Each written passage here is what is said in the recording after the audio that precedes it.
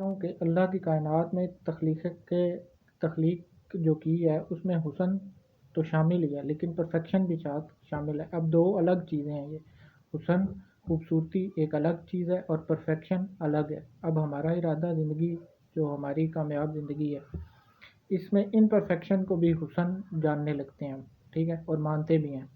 مثلاً ایک انسان بڑا خوبصورت ہے، اگر کردار ہی ٹھیک نہیں تو وہ کہاں سے خوبصورت ہوا، ٹھیک ہے۔ اب انسانی عقل میں ان پرفیکشن کے بنا حسن آ جاتا ہے، ٹھیک ہے۔ اب اپنی زندگی کو غیر ذاتی ارادہ کے طور پہ گزاریں یا گزارنا شروع کریں اور کامیاب کر لیں خود کو اللہ کی کائنات کے ساتھ خوبصورتی اور پرفیکشن کے ذریعے، ٹھیک ہے۔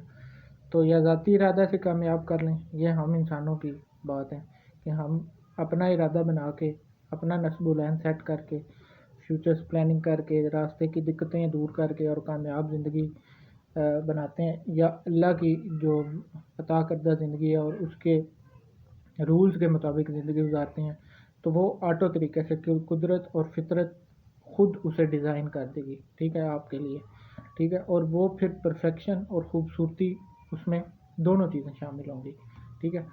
لیکن اگر ہم خود اپنے ارادے سے چلیں گے تو پھر اس میں دقتیں جو آئیں گی وہ میں نے آپ کو بیان کر دی ہیں۔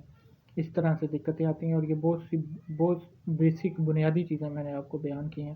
اگر آپ ان کو سمجھ جائیں اور سمجھ کے اپنی زندگی کا سفر دوبارہ سے نئے سرے سے آغاز کریں تو انشاءاللہ آپ کی بہت ساری دقتیں دور ہو جائیں گی اور مشکلات آسان ہو جائیں گی۔